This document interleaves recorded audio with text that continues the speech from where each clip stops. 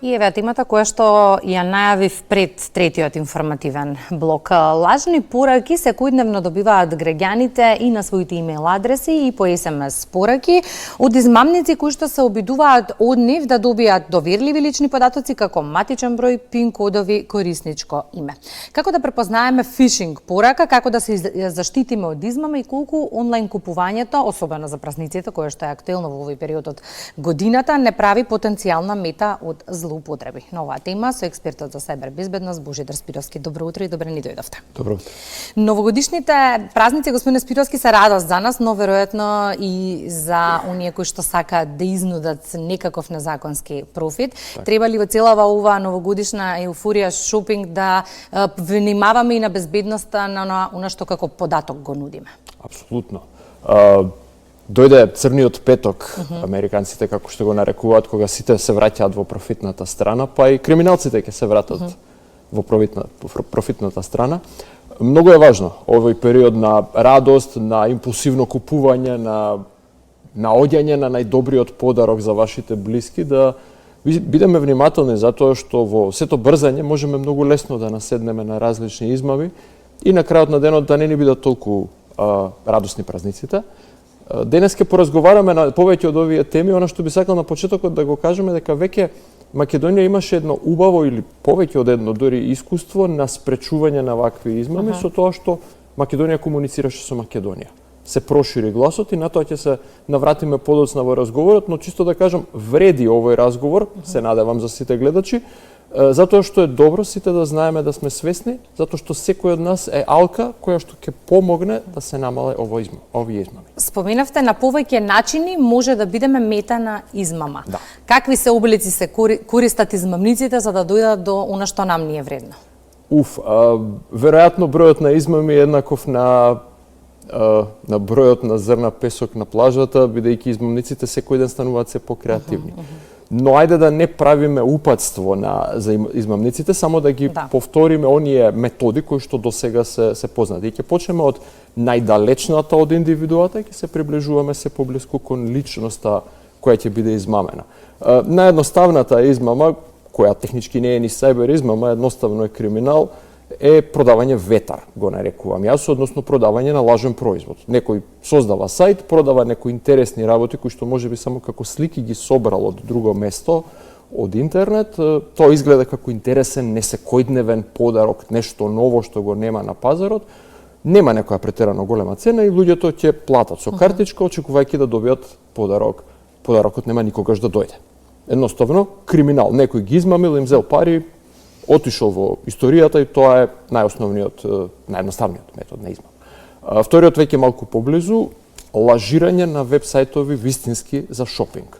Дали тоа ќе биде amazon.com или некој од нашите локални брендови или кој да е, ќе се создаде лажен сајт, ќе се рекламира најчесто на социјалните медиуми за луѓето да кликнат на линкот, тој ќе изгледа многу блиску или скоро ист како вистинскиот сајт, повторно доаѓаме до истото, луѓето ќе се обидат да купат нешто, или само ќе им биде наплатено и ништо нема да добијат, или во полошата варијанта ќе им бидат украдени податоците од кредитната картичка, ќе бидат наплатени пари за нешто сосема трето, парите ќе отидат некаде низ светот, низ банкарскиот систем, човекот ќе си остане измамен.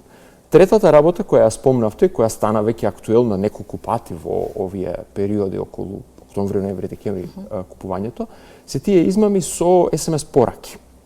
Кога се испраќаат различни пораки, хитно ви стасала пратка, треба да платите царина данок, ама хитно сега веднаш, затоа што ќе ја вратиме пратката и луѓе наседнаа. За жал, платија одредена сума на пари, тие картички потоа мора да бидат блокирани, затоа што картичките се исто така предмет на продажба понатака. Тоа е тоа, тука и добрата вест, реагиравме неколку пати, искомунициравме со јавноста, брзо се прошири гласот, луѓето почна да споделуваат дека тие ја виделе пораката и беа навремено запрени. Она што сакам да потенцирам, можеби го прескокнав во првиот дел, е дека има профит во сето ова. Кога има профит, криминалците ќе сакаат ова да го направат и ќе инвестираат многу во него. Еден од овие кампањи за лажни пораки траеше скоро една седмица, што е практично незамисливо долга кампања за криминал да остане видлив 7 дена, затоа што очигледно им вредеше. Уште две методи на кој што ќе наседнеме или ќе станеме жртва. Четвртата е измамнички апликации или бонус апликации во стилот инсталирајте оваа ваша апликација на оваа апликација на вашиот мобилен телефон или на вашиот компјутер, не знаете од каде доаѓа таа апликација и ви ветуваат некакви попусти, дека ќе добиете магично од некаде. Таа апликација најчесто е вирус, или ви ги краде податоците, или сето заедно, или ве уценува, така да не постои таква апликација која магично ви дава бонус. И последната работа е, вашата лозинка е многу едноставна и некој во највалидниот Amazon.com ќе влезе со вашата лошо снимена лозинка, лошо снимена нема, туку едноставно стара, рециклирана, едноставна лозинка и ќе ви ги потроши вашите пари. Тоа се најкласичните методи на злоупотреба. Колишката Елизавета Митровска деновиве излезе во прилеп да ги праша граѓаните дали пазарат онлайн. Може да ги погледнеме одговорите, па ќе продискутираме. Ева. Во однос на заштитата, Божидар, граѓаните од кои што пред малку одговараше на прашањето, спомена сакаме државата да интервенира или таа да не заштити. Сега човекот очекуваше да има институција која ќе го следи целиот овој криминал и ќе може некако да ги заштити граѓаните. Да го расчистиме ова како недоразбирање. Кога сте на интернет, многу ретко сте во Македонија. Вие сте физички во Македонија, но посетувате сајтови кои што се хостирани кој знае каде, од Африка, Азија, Америка, не знам, Европа. Юрисдикциите со кои работите се тотално надвор од контрола на македонската юрисдикција. Така да рачунајте дека кога сте на интернет, вие сте сами за себе. За жал, многу малку може, освен ако не се работи апсолутно за македонска компанија, државата може многу малку да направи. Една работа која може да ја направи државата, да помогне, постои центар за одговор на инциденти, кој што ќе прошири гласот, кој што ќе реагира да се едуцира јавноста, да се минимизира ударот на некоја тековна кампања и добро е да пријавуваме ЦИРТ МКД, да пријавуваме инциденти, но за пријавувањето мислам дека ќе разговараме малку подоцна. Како и да е, дилемата дали Македонија може, би сакале сите да може, ама кога сте на интернет не сте дома. Бидејќи се зависи само од нас. Многу на што зависи. треба да внимаваме пред да ја приложиме картичката со податоците? Прво, 4 правила. Ајде. Најпрво, не кликајте на линковите од случајни неочекувани пораки што ги добивате, дали тоа биле за кампањи за попуст или за пратката која што ќе биде утре вратена хитно сега и веднаш мора да платите, или на социјалните медиуми некаков поп-ап што ќе се појави ќе ви каже имате 90% попуст на, не знам, автомобил можеби. И кликате на линкот и достасувате на некој сајт и таму ја внесувате картичката. Ве молам, не кликајте на тие линкови. Ако пишува дека тоа е македонска пошта, нека не ве мрзи да отворите браузер и да искуцате македонска пошта, да отидете на нивниот сајт и да го најдете тоа што го барате. Ако пишува Amazon.com, искуцајте Amazon.com, бидејќи е многу лесно да се лажира тој линк и да ве однесе на погрешна страна и таму да ви ги украде податоците. Тоа е првата работа. Втората работа е користете картичка која што не е врзана со вашите редовни приходи. Картичка која има ограничена можност да биде злоупотребена. Направете си картичка само за трошење на интернет, која има, не знам, 2000, 20.000 денари лимит и тоа е се. Што и да направи криминалецот, толку е максимум кој што може да ве оштети. Трета работа е, ако воопшто можете, не ги снимајте податоците за кредитната картичка во сајтот во кој што купувате. Дури да е најлегитимен сајт. Секајќи да си олесниме, нели? Автоматски да се попълни следниот пат. И на сајтот следниот пат да нема никаков отпор, едноставно кликни, пали, вози се да работи супер. За жал, тогаш му ги давате сите податоци на тој сајт. Ако тој сајт биде хакиран поради некоја 10-та причина, вашите податоци, вашата кредитна картичка отиде во ветар. Така да, ако можете, не ги снимајте. И последно, пак ќе се навратам на лозинките, луѓе, комплексни лозинки, втор фактор на автентикација, премногу е лесно денес да се погоди лозинка, премногу е лесно да ви се најде старата лозинка. Пред да го вклучиме професорот по економија Горан Поповски, кој што разговараше со колешката Сонја Рилковска во Охрид, сосема накусо сакам да ве прашам и за измамите на Booking. Оние кои што патуваат многу од граѓаните во овој период од годината, добиваат многу чудни пораки кои што пристигнуваат на самата апликација од хотелот или местото од каде што резервирале, барајки да се уплатат средства. Излезе, тоа беше една серија на напади и не е само Македонија. Добро. Таргетиран, ова е глобален напад. Технички платформата компрометирана. Како да препознаат дека не е местото? Никој не е сигурен, платформата тврдеше дека ништо не се случило, што беше за сите граѓани. Во Booking апликацијата, која има некаков систем за пораки, ви стасува порака која вели за вашата резервација не ги добивме парите, морате хитно да ни платите на некоја друга сметка затоа што Booking не ни ги дава парите, не знам. Инаку ќе ви откажеме резервацијата. Луѓето повторно моментот на итност влегува и велите чекај сега што да направам. И луѓе плаќаат. Прво да појасниме, Booking апликацијата и луѓето, компаниите кои работат во Booking системот, не смеат по правилата на Booking да ви побараат пари надвор од Booking. Booking ќе ги казни жестоко, затоа што тоа е профитот на Booking. Така да ако добиете било каква порака во рамките на Booking која вели платете ми на друго место или платете ми плюс, рачунајте дека тоа е измама. Затоа што Booking тоа не го дозволува во интерес на Booking, не на вас. Му е гајле за вас.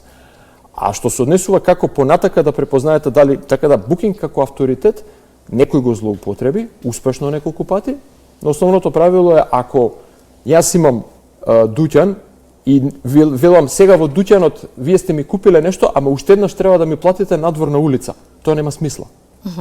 Основната логика нема смисла. Внимавајте на тоа дека треба втор пат да платите, внимавајте на итноста, бидејќи итноста е секој пат фактор кај овие работи и едноставно нема логика тоа да се случи кај Booking специфично. Кога е каналот внатрешен, отворете стандардно преку Booking, истиот процес. Отворете го Booking, проверете, отворете тикет, не брзајте. Ајде да видиме што ќе ни каже професорот по економија Горан Попуски на оваа тема. Треба да бидеме во многу аспекти внимателни кога станува збор за онлайн купувањето. Ја би сакала само во овој разговор да одвоиме минутата две за фишингот, што го споменавме на самиот почеток на разговорот. Голем дел од граѓаните добија и SMS пораки, и имейл пораки, во кои што оние кои што наседна ги дадоа своите податоци, пин кодови. А комбинацијата на сите овие измами го вклучува тој фишингот. Фишингот е само начин да ве предизвикаат нешто да направите. Социјален инженеринг, како викаме, по комплексно како име. И начинот еден човек да се предизвика дали да купи нешто, дали да реагира, дали да даде податоци, најлесен начин да го предизвикаме тоа е да влијаеме на неговата психа, да го предизвикаме брзо да реагира. И сега да се подсетиме на една многу стара изрека македонска, брзата кучка слепи кучиња раѓа. Секој пат кога брзаме, работите не излегуваат подобро. Кога ќе добиете порака, таа е секогаш неочекувана, фишинг порака, бидејќи не очекувате да добиете фишинг, никој не ја најавува таа порака. Ќе биде неочекувана, ќе предизвика кај вас некакви емоции и ќе бара итност или ќе имплицира некаква итност, хитно да направите нешто. Дали во лутина, дали во брзина, дали во страв, дали во затоа што сте заинтересирани, од вас ќе се бара брзо да реагирате. Најдобра заштита, добиете неочекувана порака, прашајте се дали ме тера ова нешто да направам итно, ако е да, сомневајте се во таа порака веднаш. Немојте веднаш да реагирајте, оставете, испите едно кафе, размислете дали ова навистина тоа, консултирајте се со некого и во 99% од случаевите ќе речат ова не е точно. И велите супер, нема да реагирам. Уште една работа која е многу важна за да си помогнеме сите, која ни помогна веќе неколку пати последниве месеци, ако видите нешто, кажете нешто. Ако видите измама, ако ви стаса измама, употребете ги социјалните медиуми, кажете, направете слика, скриншот на тоа, споделете го, луѓе, јас го добив ова. Веројатно е измама, споделете со другите луѓе. Употребете ја силата на гласот на социјалните медиуми, на групата луѓе, да се прошири предупредувањето на исти начин како што криминалците злоупотребуваат социјалната мрежа да ве стасат до вас и да ве измамат, ајде да ја употребиме за да се одбраниме. За крај, имате повеќе работа од вообичаено последниве месеци? Работата е секој пат иста, знаете, криминалците не спијат. Дали се работело за измами заради шопинг или се работело за измами заради одмор со Booking или се работело за нешто трето, профитната крива секој пат мора да биде позитивна, така да мојата работа не запира, за жал. Јас сум еден од оние луѓе кои што спијат со телефонот покрај нив. Но добро е што ве имаме во борбата против овие појави. И јас сум тука веројатно најкорисен како едукатор. Сите луѓе се тие кои што треба. Ама тоа ни е потребно. Информацијата ни е неопходна за заштитата. И добро е да имаме. Тоа се трудиме да. Благодарам многу за гостувањето во Македонија на утре.